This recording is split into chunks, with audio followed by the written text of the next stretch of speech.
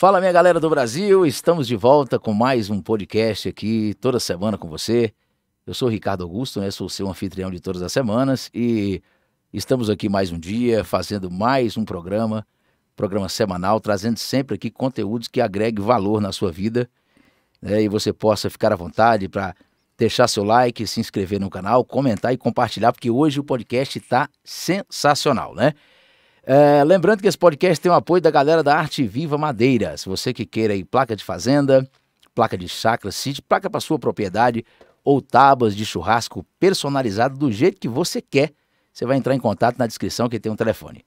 E hoje eu estou muito feliz, né, e muito orgulhoso por receber essa fera aqui no podcast, uma das figuras marcantes na cultura de Goiás, que vem levantando essa bandeira do sertanejo, levantando essa bandeira da catira, essa sertaneja, essa cultura caipira, né, aqui do estado de Goiás, e ele já vem aí há quase 40 anos, né, ele vai me falar aqui o tempo certinho, que ele vem entrando aí na casa de vocês através do programa dele. O nome dele é Hamilton Carneiro, ele é apresentador, ele é compositor, ele é escritor, ele é publicitário e ele é compositor. Não sei se eu misturei tudo, mas ele vai falar o que ele é pra gente, que é trem demais. E eu vou até pedir para ele controlar um pouquinho ainda no português, para ele poder me embaralhar aqui, como é formado em letras. Hamilton Carneiro, seja muito bem-vindo ao podcast Café da Tarde e fica à vontade. Muito obrigado, Ricardo. Prazer estar aqui com você e disposto aqui a responder as perguntas que me chegarem, né? Claro. Eu costumo dizer, logo no início das minhas entrevistas, que eu não sei se eu respondo tudo o que me perguntarem. Aquilo que eu sei, eu vou responder com tranquilidade. Já está de bom né? tamanho, né? Tá bom? Pois é, o que eu não sei, tudo bem, eu vou procurar... Embromar. Não, eu vou procurar saber, né? Para numa oportunidade diferente responder. O correto é esse mesmo, sabia? Quando a gente, às vezes, eu tinha essa mania no passado, agora eu melhorei muito, a gente tinha mania de, às vezes, querer responder um trem, eu falo uma questão humana mesmo, e às vezes não chegar numa conclusão porque realmente faltava o conhecimento. É melhor falar, rapaz, eu tô nesse assunto, eu tô... Você sabe que a vida ensina a gente, né, Ricardo? Claro. Tem perguntas que o silêncio, a não resposta, o silêncio é o discurso mais importante. Importante. Você entendeu? Hoje nós estamos numa situação tão difícil, o comunicador tem que ter muito cuidado, porque nós estamos vivendo uns extremismos políticos, né, tão complicados, costumes diferentes, né? Olha, tem música, por exemplo, que eu rodava no programa, no Frutos da Terra, que hoje eu não posso rodar mais. E eu respeito. A sociedade evolui, a sociedade muda, cria novas exigências, né? E você tem que ter certos cuidados. Por exemplo, você rodava música, tem uma música sertaneja, você falou até que de sertanejo. Na verdade, eu transitei e transito por todo o gênero musical. É verdade, é verdade. Eu comecei com um programa erudito na TV Anguera, que era o programa UB Cultural. UB é sigla da União Brasileira de Escritores, né? Era um programa mais erudito, né? O Instituto de Artes era responsável pela parte musical, levava lá, por exemplo, pianistas, né? Quartetos, otetos e muito mais, né? Tinha literatura, teatro, cinema. Depois eu fiz um programa de transição até chegar ao Frutos da Terra, que foi o Espaço 2. Espaço 2 era jornalismo, música, teatro, cinema, mas com códigos mais abertos. Era um programa mais popular. Até chegar no Frutos da Terra, que é um programa de cultura popular, né? E tem todo tipo de manifestação popular, né? Não só a sertaneja de raízes, né? A gente observa sempre isso, né? Aquela que eu acho que tem uma contribuição. Eu até costumo dizer o seguinte, que os estudiosos, os antropólogos, historiadores, né? Eles deviam se debruçar sobre a música caipira, a música de raízes, para ter um retrato do Brasil de 50, 60, 70 anos atrás. Porque a música caipira, a música de raiz, ela traz tudo para você, ela traz os costumes, né? Como é que eram os casamentos, os namoros, né? Como é que era a cozinha? Você vê, por exemplo, um franguinho caipira, né? Que é o gosto do sertanejo. Como é que era a pescaria, né?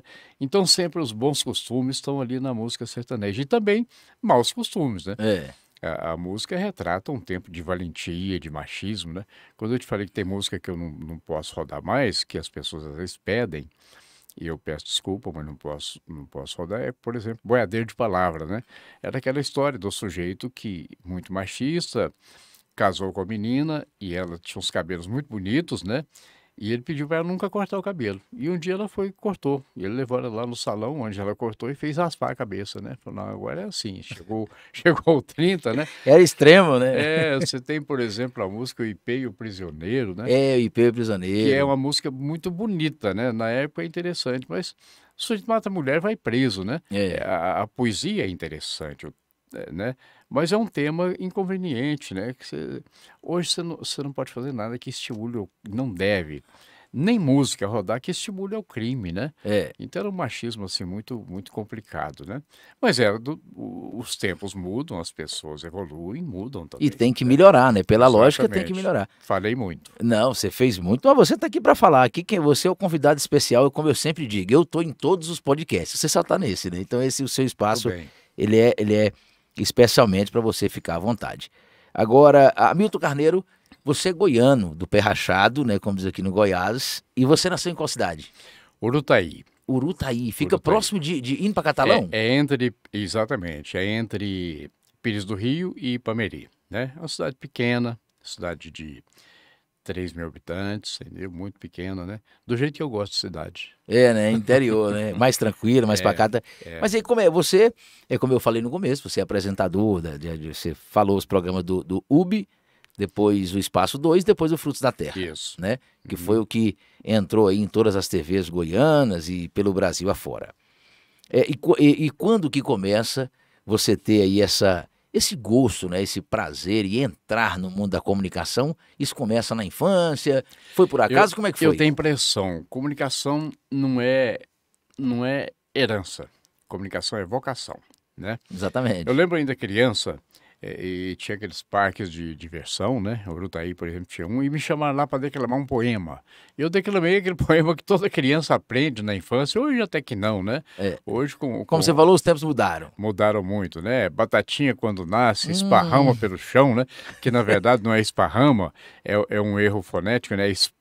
Espalha a rama pelo chão, né? Espalha a rama. exato. Mas esparrama é mais fácil. Ficou, né?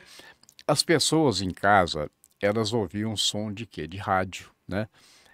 Poucas casas tinham rádio, mas ouvia rádio. E o som era muito ruim, né? O som do rádio, você tinha que estar ali colando o ouvido no rádio, sem depois escutar, e confundia o som, né? Eu lembro ok. aquela música, por exemplo, Irmãs Galvão, Irmã Celeste, parece, era aquela que Amar Não É Crime.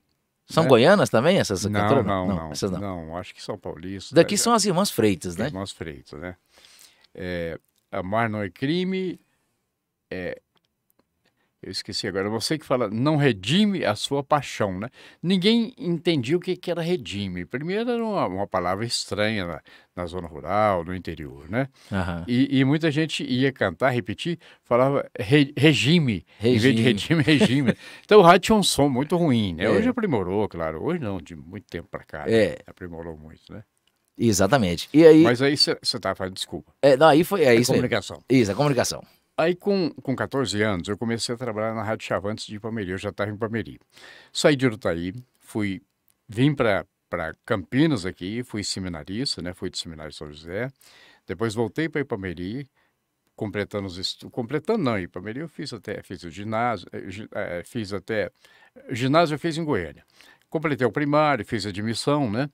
E nesse tempo eu comecei a trabalhar na Rádio Chavantes de Ipameri, através de um amigo, né? Hoje mudou o rádio, mudou o nome, né? Era Chavantes de Ipameri, que era da Rede Católica. Bom, vindo para Goiânia, trabalhei aqui em 2 ou 3 rádios, até entrar na televisão. TV Anguera eu entrei com 17 anos, né? E tenho uma relação com eles ainda, com os câmaras, né? Até hoje, uma relação muito bonita. Tem uma história, né? Lá.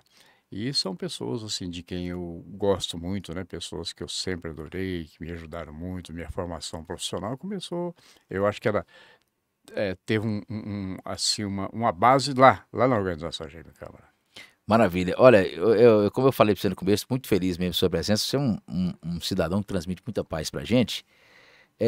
E a TV Anhanguera teve realmente um grande privilégio em ter você lá como apresentador, porque seu programa tem uma energia muito boa. Frutos da Terra é um negócio diferenciado. Daqui a pouco você vai falar, porque agora tá parado, né, o Frutos da Terra, mas vai retornar. Pois é, esse intervalo político aí, né? Eu tive que Certo. parar e estou fazendo algumas reformulações, né, no programa. E tudo precisa de mudar, né? Tem que se adaptar, né? Se adaptar. Hoje, especialmente, Ricardo, com as redes sociais, a televisão tem que mudar um pouco, né? Ela tem que ser mais ágil, as entrevistas têm que ser menos demoradas, né? Porque a televisão você está ali, é livre a sintonia, né? Você muda a hora que você quer. É, Então, se uma coisa está ficando ruim, se deixa de ser interessante. Então, você tem que ter, na condição de entrevistador, o que que você tem que buscar? Essência. exato. Eu falo sempre que nós, homens de comunicação, pessoas de comunicação, nós temos que buscar a sabedoria do povo. Você é uma espécie de agente de uma fotossíntese. Você busca aquela sabedoria, reelabora para devolver para o povo. Então, se ela perde a identificação com as pessoas que estão te ouvindo, que estão te assistindo, ela não vai ter audiência. Eles mudam. Então, você tem que ter identificação. Por exemplo, estou entrevistando uma pessoa, eu tenho que pesquisar antes. Interessante, eu faço sempre de improviso. Mas é claro que você tem que ter uma informação. Eu não sigo muito roteiro. No mínimo, o mínimo, né? No mínimo, o mínimo. É. Agora, então o que que acontece? A entrevista, você tem que colocar no lugar do telespectador, no caso da televisão, ou do ouvinte, no caso do rádio.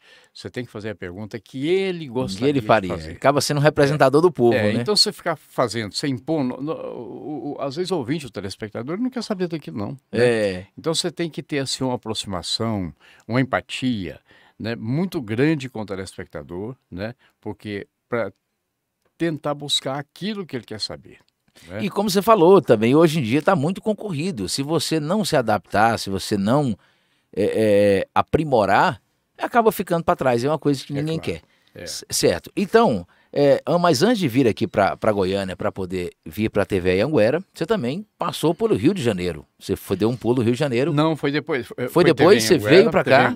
Eu fui para o Rio de Janeiro para fazer um estágio na Rede Globo, né? Está na Rede Globo, certo. E aí fiz um estágio e comecei a trabalhar e gostaram do meu trabalho, voltei para Anhanguera, aí me chamaram de volta, fui para o Rio, né? Certo. Aí eu estava fazendo estágio de direção.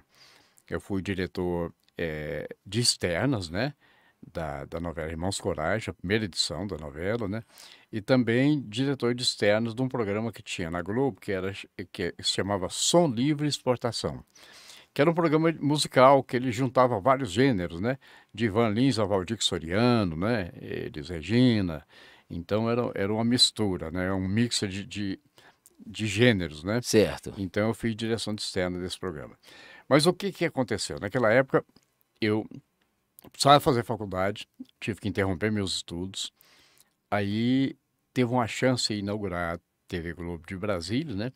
Que foi a quarta emissora da Rede Globo. Tinha Rio, São Paulo, Belo Horizonte, a inaugurar Brasília. Brasília não é afiliada, não, né? Não, é direto, né? É da Rede Da mesmo, Rede né? Globo, certo. Aí consegui, através de um amigo, que era amigo do Boni, né? Com que eu fosse para Brasília. Falei, bom, Brasília está perto, né? Eu sou muito ligado à família. Minha avó, pai, mãe estavam já meio decadentes, né? Doentes. Eu queria ficar mais próximo. E Brasília foi para mim, assim, bom por estar próximo. Aí a TV Anhanguera me chamou de volta. Aí eu vim para a TV Anhanguera. Deixei Brasília e vim para cá, né? Goiás, velho, não sai do coração Não do homem, sai, não sai. Tem um cidadão aí que fez muito sucesso e agora, infelizmente, ele já não está mais entre nós e isso é muito importante falar aqui porque ele ficou conhecido no Brasil inteiro e muita gente não sabe, vão saber agora, foi você quem descobriu ele, né? O nome dele é Geraldinho, que o caso dele, acho que o mais famoso é o da bicicleta, né? Como é que foi? Como é que você descobriu essa autarquia, como diz na Bahia? Eu estava no início do Frutos da Terra, estava gravando, porque, interessante, o Frutos foi o primeiro programa que saiu para o interior, que não gravava em estúdio, né? Foi o primeiro programa que fez gravações externas e saiu do estúdio para ir para o interior, né? Certo. E para fora do estúdio. E é interessante, eu começava a observar, lá na TV Anhanguera eu cheguei a dirigir um programa chamado República Livre do Cerradão. Fui diretor. O apresentador, já falecido, era o Coronel Hipopóta, né? Eu observava, por exemplo, ele levava lá uma catira, aquela timidez das pessoas. Quando você ligava a luz, câmera, o pessoal não é o mesmo. Eu falei, escuta, eu tenho que pegar pegar essas manifestações lá no lugar que elas acontecem, porque lá ele é dono. Tá livre, né? Tá livre, tá tranquilo, não tem... É igual aquele shortinho de dormir que a gente só usa na casa da gente, na casa dos outros que vai visitar, você não Então, usa ele. exato, aí não tem inibição. Aí comecei e falei, eu vou fazer essa experiência, parti para isso. Bom, já colocando em prática esse trabalho, eu fui pousar numa fazenda em Bela Vista, região de Bela Vista, aí me falaram, olha, tem um sujeito aí, um contador de caso, se você quiser conhecer, e eu sempre me interessei muito pelos tipos humanos, né? As pessoas diferentes e tal, sempre muito. Eu acho que isso é um exercício até de sociologia, sabe? Você, né? Conversar com as pessoas, entender a vida, a história das E é pessoas. um ato de inteligência, né? Porque você vai ficando cada vez tendo conhecimentos privilegiados, né? Vai entendendo de novas histórias, né, de vida e por aí vai. E interessante, cara, é que me falaram o seguinte, olha, você levanta cedo? Eu falei, não, eu sou madrugador, toda a vida. Porque você tem que falar com ele até ali pelas 8, porque 9 horas já tá bêbado. Você tá mais ou menos igual eu tava esse dia. Aí você imagina, né? Aí levantei cedo e tal. 8 horas o Geraldinho já estava lá sentado num monte de lenha. Ele foi lá para a fazenda que eu estava, porque era só pular o córrego, era o sítio dele, né? Fazendinha dele. Aí ele veio. Tá lá fazendo um cigarrinho de palha, né? Aí, interessante, as pessoas te provocam impacto ou não no bom dia, né? Até abrir um parênteses aqui para falar essa questão do bom dia. Às vezes cumprimenta um funcionário, fala bom dia, ele está ali no computador, ele, bom dia. Eu falei, não, olha para mim, para falar bom dia, isso não tem efeito, né? Se é político, por exemplo, eu fazendo marketing eleitoral, eu sempre converso que o sujeito fala, tem várias pessoas juntas, é o sujeito cumprimenta um já com olhar para o outro.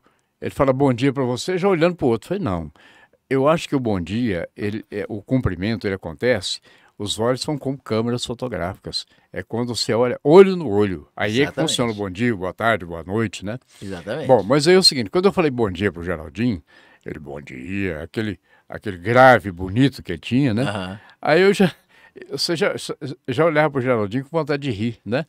Porque era uma pessoa impressionante, né, o Geraldinho, um carisma impressionante. Aí o primeiro caso que ele me contou foi o da bicicleta, mas era um caso muito grande, não dá para ir para a televisão, né? Televisão você precisa, né? Tem que ser mais dinâmico. Aí eu interferi no caso dele, veja bem, interferi no bom sentido, né? Resumi o caso dele, porque aquele vocabulário dele eu conhecia perfeitamente da fazenda da minha avó, né? Lá na pousada de boiadeiro. O boiadeiro chegava e ia lá, acendia o fogo, né? E ficava conversando. E você conhecia prusiano, né? Esses regionalismos, conhecia bem, né?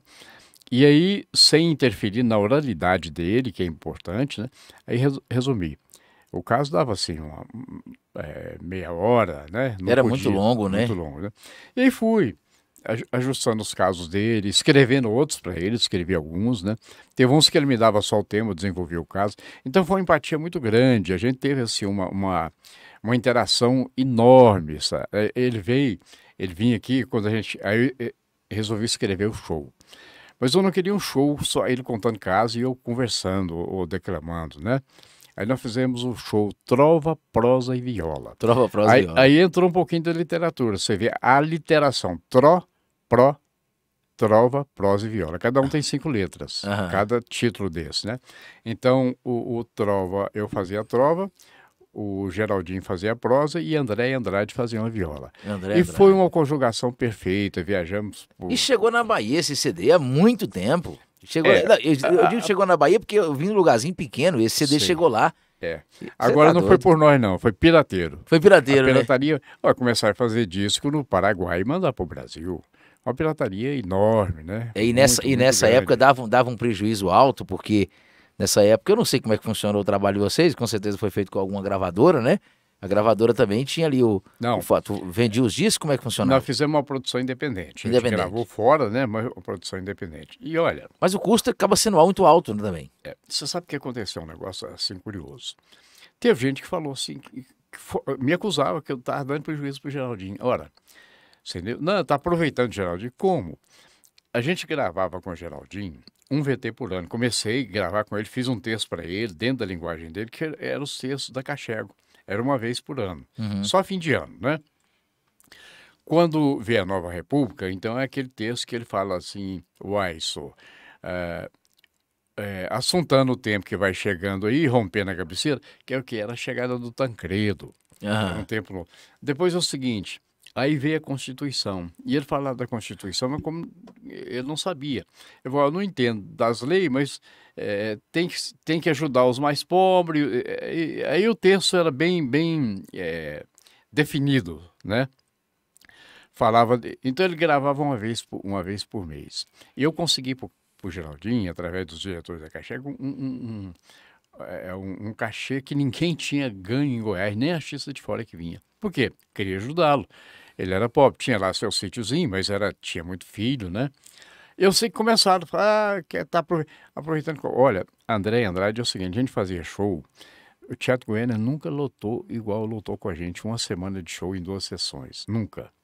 E fazemos os shows, André Andrade tinha parte deles, a gente salvava as despesas, né? E a gente abria mão de parte nossa do André Andrade, minha, por Geraldinho, porque queríamos ajudá-lo, né? A gente era encantado com o Geraldinho. Ajudar a família e tal. Ele não foi muito equilibrado com relação às questões de gasto, né? Comprava uma coisa que não precisava, outra. Emprestou dinheiro que você nem imagina, né? Teve um sujeito lá. Pareceu amigo pro lado do vento. Não, teve um sujeito lá hoje eu posso contar isso, né? E conta até por desabafo. Um sujeito que era sobrinho da mulher dele. E o sujeito faliu, tinha um açougue que faliu. De repente, sabia que o Geraldinho tinha um dinheiro e o Geraldinho era analfabeto. Então, o dinheiro, a filha dele pegava o dinheiro, ela acompanhava aqui a bilheteria, pegava o dinheiro, levava, depositava no Banco do Brasil, lá em Bela Vista, né? Mas aquele que chegava para ele, e ele insistia em ajudar, coitado. Ele tinha um coração bom demais, Muito, né? muito A gente bom. via no olho A dele. família era muito simples também, né? E aí é o seguinte, esse sujeito teve um açougue que faliu, aí resolveu colocar açougue de novo. O que ele fez? Precisava de comprar gado, né? Eles falaram que tem que comprar um gado para desmanchar, né? Já é bom. É. Não deixa de ser um E eu desmanche. lembro que foi 500 mil, você entendeu? 500 mil era meio milhão, é dinheiro demais. Ele nunca recebeu, né? Levou o cano.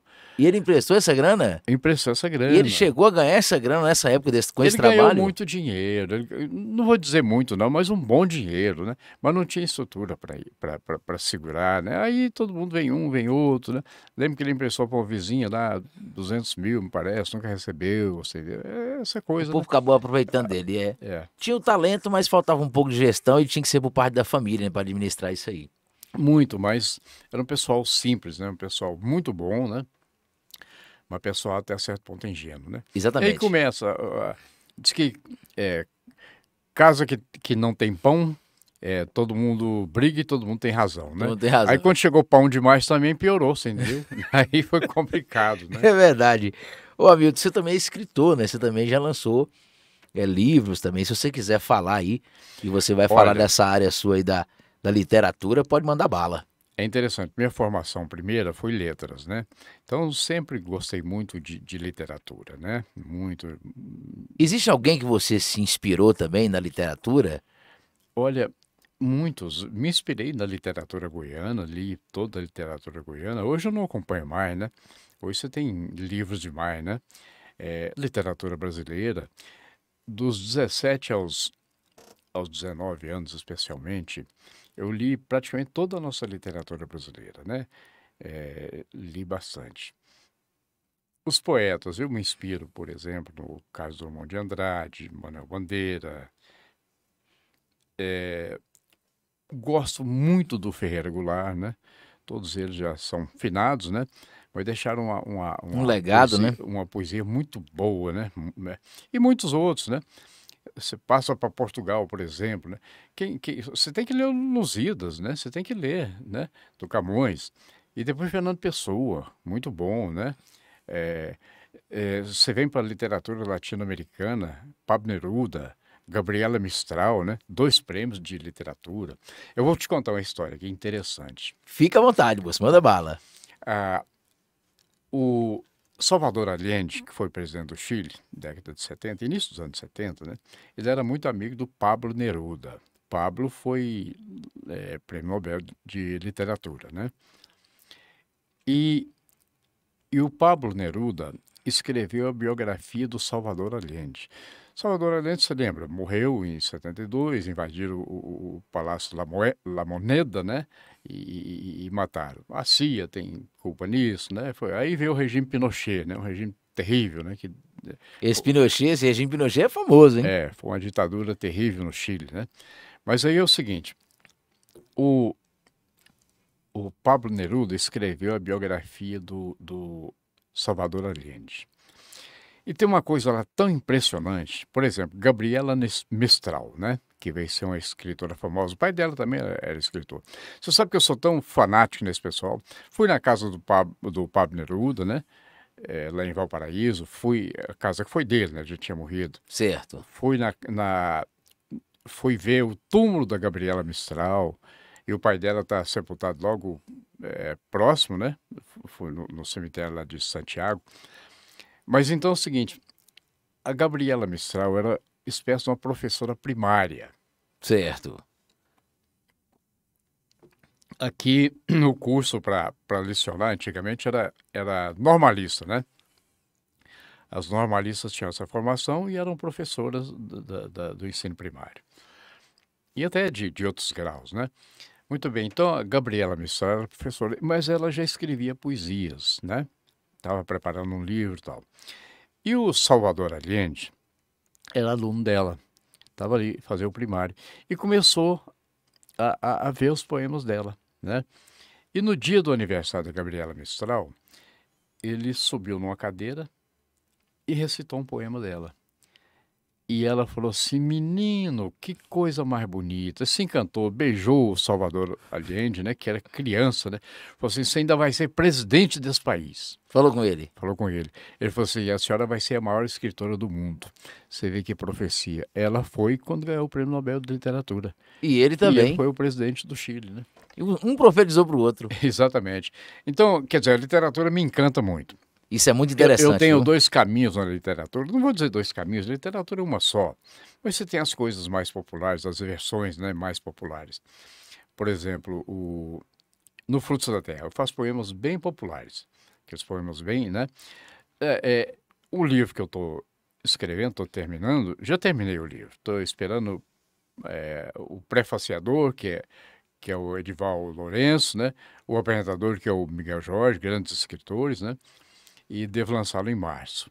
E a capa, né? E como é que é o nome desse livro? E qual que é a temática dele lá? Poesia. Conversando. Você vem de conversando, né? Versando de verso, né? Certo. Como é poesia, então é conversando. Né? E você também tem um projeto também de livro infantil também, você falou comigo, né? Eu tenho um projeto, esse eu já estou no 5º capítulo, né? Terminando agora, porque eu só devo lançar esse livro em março. Então, terminando agora esse trabalho todo, mando para a gráfica, já pego no outro para terminar. Esse livro infantil chama, até o nome da minha neta, né? Liz. É Liz, a Menina do Cerrado. É instruindo as crianças sobre as frutas do cerrado, sobre o ambiente, né? O nosso bioma cerrado, a importância dele, né? A importância dele na vida das pessoas, mostrando o seguinte, que embaixo do nosso solo, no cerrado, você tem o maior aquífero do mundo, né? Então as águas estão aqui, né? A importância da preservação, né? Fala da avifauna. Então é um livro que dá um passeio assim bem profundo no cerrado, né? Não tem profundidade, vamos dizer, antropológica, não. Profundidade, assim, é no conhecimento didático mesmo, para ser bem didático para as crianças. Cara, interessante, quando a gente tem uma veia para uma coisa, a gente sempre tá fazendo do mesmo jeito. Você sempre fez um trabalho muito sério e eu vejo a sua preocupação em tá fazendo um trabalho bem feito. Como eu falei para você, nós conversamos aqui antes de começar a gravar. Um dia eu vi um cara falando, ele é locutor de loja, né? Faço locução na porta dessas lojas aí, igual essas lojas famosas e tal. E ele falando, ó, gente, o nome dele é Célio Garrone. Ele até veio no podcast, gente boa demais. Falou, ó, a gente tem que ter um cuidado muito grande com o que a gente fala, porque nós somos formadores de opinião, né? Você imagina, rapaz, a pessoa que faz um livro, uma pessoa que fica ali à frente de um programa, igual você ficou há 39 anos e agora vai retornar de novo, já, se eu não me engano, você vai ter, depois de falar a data, vai retornar.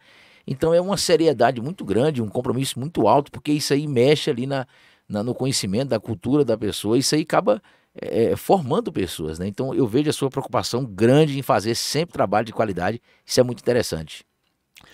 Olha, essa responsabilidade que a gente tem com relação ao telespectador ou ao ouvinte é muito grande. Você que comunica, você tem que medir muito o que você vai falar, você tem que pensar muito, né? Porque você pode, às vezes, até involuntariamente falar uma coisa errada.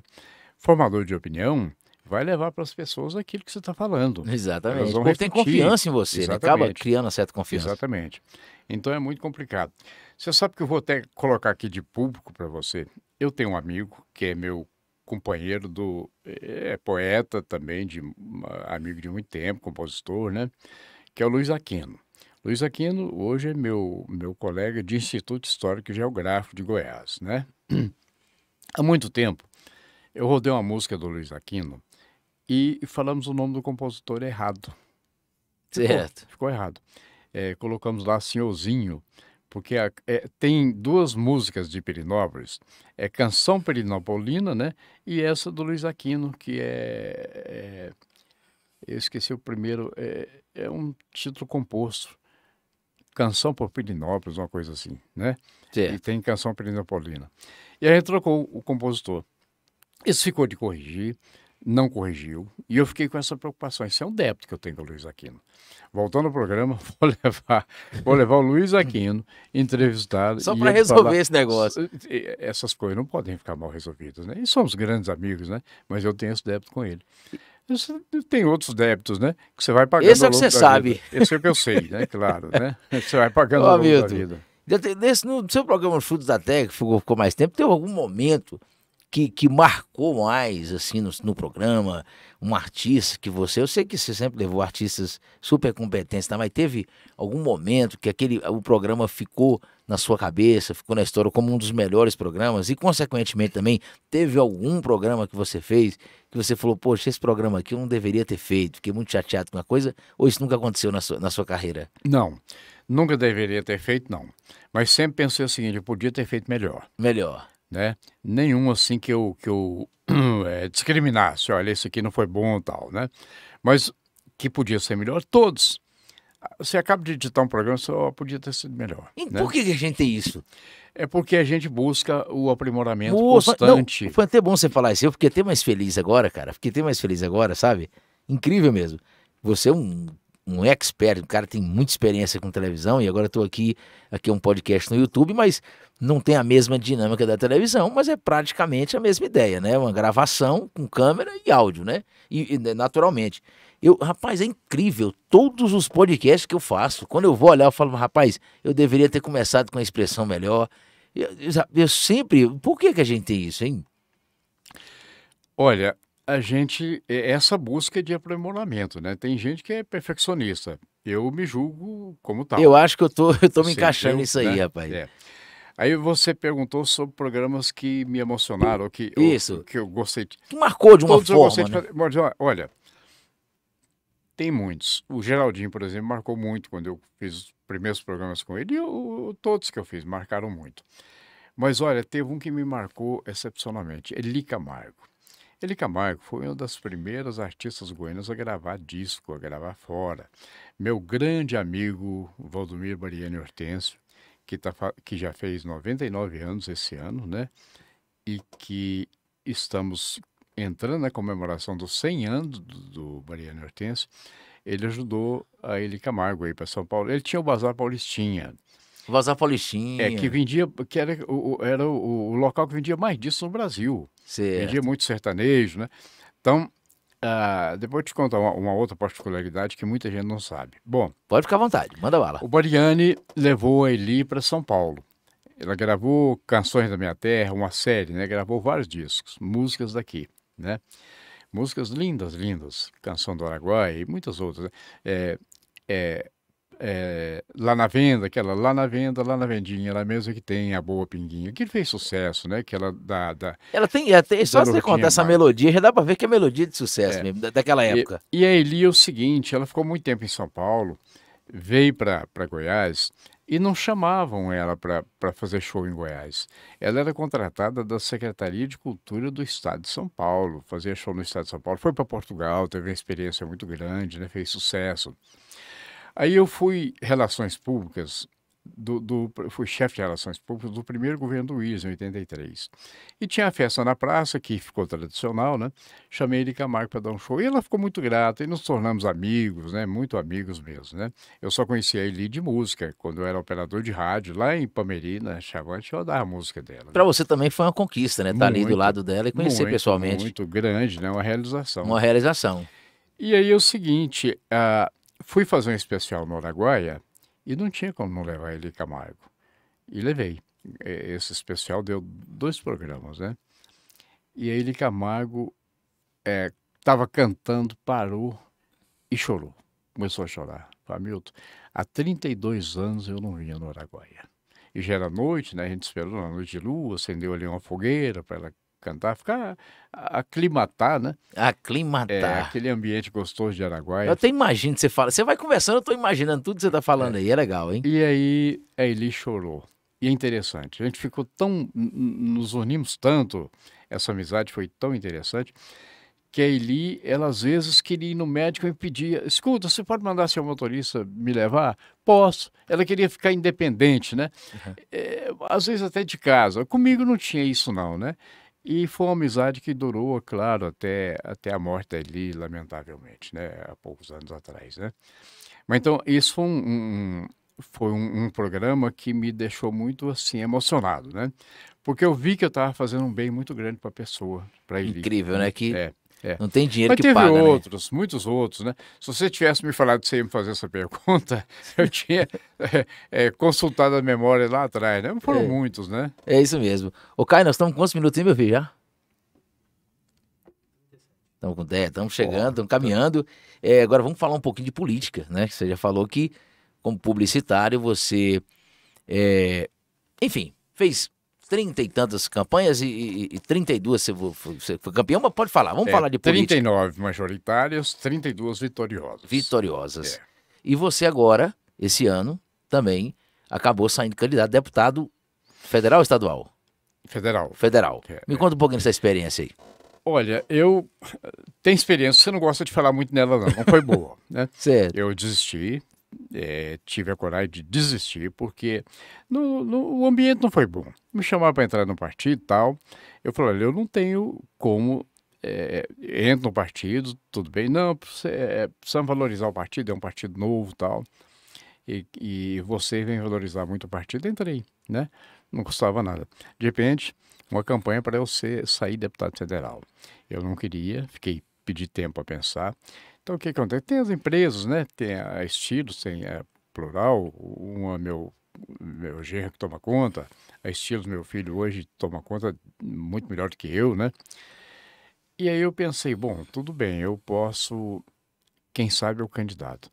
Mas logo falei, olha, eu não tenho dinheiro para um projeto político, eu sei que é caro, né? Não, mas não precisa, tal, e me garantiram que o partido tinha o fundo partidário, né, tal. E não veio a convenção, começou a campanha, nada, nada, nada, né? Aí eu falei, não, eu vou desistir, não fico. E tudo bem, fui lá com o presidente até meio grosseiro comigo, não tem dinheiro, e, e me sugeriram pedir dinheiro para a empresa. Eu falei, eu não faço isso, não faço isso. Veja bem, eu quero ser diferente na política, exatamente com correção. Vou pedir dinheiro, que as tais de emendas, entendeu? Para você ficar devendo, você ter que, né, buscar dinheiro para depois pagar. Eu falei, não, não faço. Isso aí. Desisti, fiquei assim muito traumatizado nos dias, muito, muito preocupado. Não por ter saído, arrependi de ter entrado. E aí é o seguinte, eu e 2 secretárias ficamos numa quinta, numa sexta, no sábado, depois eu até pessoalmente, ligando para as pessoas, cabos eleitorais assim, voluntários, gente que ligava, não, eu quero fazer campanha para você e tal, Com né? coração mesmo, né? Coração mesmo. E ligando para essas pessoas dizendo que tinha desistido. Olha, E ficou um negócio chato, isso aí fica chato, né? Ter que. te confesso que ligar para desistir foi pior do que ligar para pedir voto. Né? É, Pedir voto é uma coisa bem espontânea, você pede às pessoas, né? Eu não tive uma rejeição de pessoas, eu não voto em você, não. Todo mundo, né? E querendo mesmo encampar a campanha. Mas olha, veja bem, eu sou muito conhecido pela televisão. Se as pessoas ficassem sabendo que eu era candidato, né, votariam em mim. Eu tenho certeza disso. As manifestações foram impressionantes. Mas não sabendo, como é que vai votar se não sabe que você é candidato, né? é. E às vezes do partido, as veiculações nos programas eleitorais, muito curtas. Eu comecei a observar, ainda estavam tirando algumas vezes, né, que podiam, para favorecer outro candidato, que estava com medo de perder, achar que eu ganharia, assim, entendeu? Não, eu precisava demais da televisão, era o veículo do qual eu mais precisava, né? E desisti. Estou numa felicidade por ter desistido, que você nem imagina, né? Vou continuar na política, é claro, fazendo marketing eleitoral, política eleitoral, como eu sempre fiz, né? Fazendo campanha para os outros. Para mim, não dá certo. Não deu certo, é Não. verdade. Isso é igual um dia que o Tiririca falou, o Ratinho falou com o Tiririca num programa, ele falou: "Ô, rapaz, sai desse negócio de política, mano, fica no humor mesmo, vem pra cá pra perto de nós, sai desse negócio." Mas o Ratinho fica fazendo política por aí, né? O Ratinho fazendo política. E a política do Brasil, né? Hoje você como um cidadão que fez várias campanhas políticas, queria com a sua experiência, se você quiser também, falasse aí como é que está a sua opinião do Hamilton Carneiro, do cenário político do Brasil hoje, como é que você enxerga? Olha, eu acompanho a política há muitos anos. Política no exterior, especialmente na América Latina, que mais nos interessa, né? Eu nunca vi uma radicalização, um extremismo igual está hoje na nossa campanha agora do segundo turno, né? As campanhas do segundo turno. É impressionante. É acusação e defesa, né? Você está no ringue. Tá impressionante, né? Eu acho muito complicado. E cá para nós, eu tenho uma opinião, eu estou preocupadíssimo, sabe? Com essa questão das pessoas se armarem, né? E ameaçar. Você viu aí Roberto Jefferson, né? Coisa mais absurda. Estava olhando no Rio Grande do Sul, acabou com a espingarda, saiu dando tiro. Gente, um deputado aqui de Goiás falando que pode ter uma guerra civil aqui, entendeu? Que ele é um reservista e que ele, se for chamado, vai entrar. Isso é um absurdo. Política é para consagrar a paz, para buscar bem-estar social para as pessoas, buscar emprego, melhorar a economia, e não para essa briga esquisita que está aí. Eu acho Isso aí muito. acaba que pessoas que não tem nada a ver, né, acaba pagando o pato, né? Isso aí é como uma guerra, por exemplo, né? Eu vi uma frase um dia, o cara falou assim, ó, a guerra é um problema, né, mais ou menos assim, de dois velhos conhecidos que botam pessoas desconhecidas para se matar. Então, quer dizer, pessoas lá em cima, no alto escalão da política, estão aí disputando os ideais de cada, e o povo aqui embaixo, se acontecer um caso desse de uma guerra civil, vai ter pessoa que não É, tem nada a ver com a paçoca, vai estar penando. eu acho que não acontece, Deus abençoe que não. porque nós tem esse fanatismo que está acontecendo, de pessoas se armarem, né? Eu acho isso um mau absurdo, né? Mas nós temos uma Constituição muito forte, né? Muito forte. Eu acho que é o seguinte, definida a eleição, cada um se conforma, volta ao seu ambiente natural, todo mundo tem que trabalhar, você tem os resultados, talvez saiam já no domingo, né? Hoje a Justiça Eleitoral é muito ágil na apuração, né? A urna eletrônica é uma beleza, né? Isso ajuda muito. Exatamente. Então, eu acho que lá pela madrugada você já tem um resultado, né? As pessoas têm que, é o seguinte, na segunda-feira, foi meu candidato que ganhou? Não, foi o outro. Tudo bem. Você tem que se acostumar com o outro. Foi seu candidato que ganhou? Foi. Ótimo, melhor, né? As pessoas que perderam, as pessoas cujo candidato não ganhou, têm que se Aceitar, né? aceitar e buscar um novo ambiente, né? Olha o Brasil, nós precisamos de um Brasil progressista, um Brasil com empregos, um Brasil sem fome. É isso que nós precisamos, né? Exatamente, exatamente. Hamilton Carneiro, nós estamos caminhando já pro final do nosso bate-papo. É, dinheiro, como é que você vê a situação, a questão do dinheiro na sua vida? Eu quero que você fale aí de dinheiro, eu quero que você fale para mim de espiritualidade também, e você fala de família, colocasse suas colocações sobre esses três termos.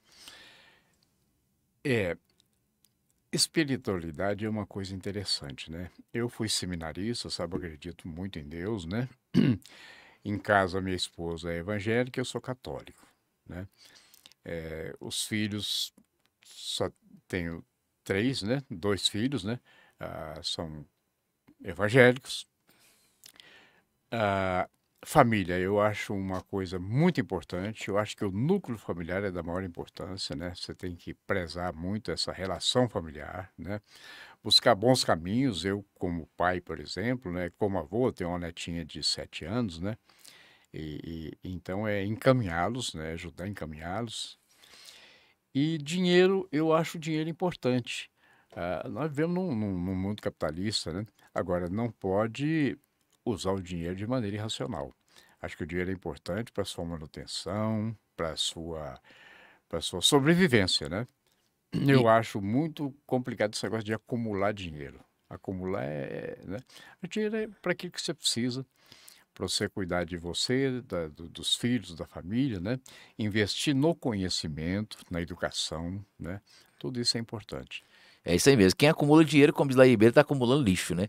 É, Ele falou, o dinheiro é um ótimo empregado, mas é um péssimo patrão. Quando você começa a trabalhar por dinheiro, a sua vida é. começa a complicar. Bom, eu trouxe um raminho aí, aquele raminho que eu quero que você me fala como é que Aqui, ele foi, deixou aqui pertinho, né? certo? Lá no Frutos da Terra, todo o programa você faz esse negócio. E eu vou querer que você finaliza, né? Eu vou fazer minhas considerações, também faz a sua e finaliza, fazendo aquele raminho lá, como você fala, do jeito que você fala, o povo A vai saber que é benziçãozinha, sua né? benzição. Mas antes eu quero que você me fala, antes de você fazer, como é que você começou, como é que você teve a ideia de fazer isso, porque ficou uma marca registrada sua. Você sabe que, interessante, eu era criança e naquele tempo tinha os benzedores, né? Hoje ainda tem, mas são mais raros, né? Exato. Minha mãe me levava no seu Rafael e levava também no seu João Pereira para benzer. Espinhela caída, quebranto, vento Ela virado, caída. essas coisas, né? E ele acabar de benzer, ele pegava um raminho de anil, né? Ou de arruda, e fazia o sinal da cruz. Deus te põe a virtude, né? Isso ficou na minha cabeça, isso foi na infância, né? Eu trouxe isso para a televisão. Eu acho muito bom você terminar um programa falando em Deus, né? Exatamente. É importante. E a gente faz um programa inteiro e tal, você tem entretenimento, tem informação, né? Mas no final é muito bom você, né? E as pessoas se sentem muito bem com isso, né? Às vezes eu vou em alguns lugares, eu não saio muito, não sou muito de sair, eu sou muito de trabalhar, trabalho fechado, tudo no escritório e tal. Aham. Quando eu saio, enquanto as pessoas, Deus te põe em virtude, eu fico feliz com aquilo. É uma É devolução, uma marca, né? Então tá, eu vou exatamente. fazer minhas considerações e você faz as suas no final aí, para quem você quiser mandar um abraço, para a família, para filha, enfim, e no final você finaliza, tá certo? Galera, vamos ficando por aqui com o nosso podcast Café da Tarde, como já foi dito. Hoje, quem vai finalizar o podcast aqui, dando uma benzição e falando de Deus aqui no nosso podcast, é o Hamilton Carneiro. Pode ficar à vontade. Você sabe que você falou de mandar abraço? O abraço é interessante. Quem se sente abraçado, a quem você lembra o nome, fica feliz. Agora, o pior é quem você não se lembra. Oh, mas você não mandou um abraço para mim. Tem Então, um que falar abraço. para Então, todos, né? um abraço para todos, né? E Deus te põe a virtude.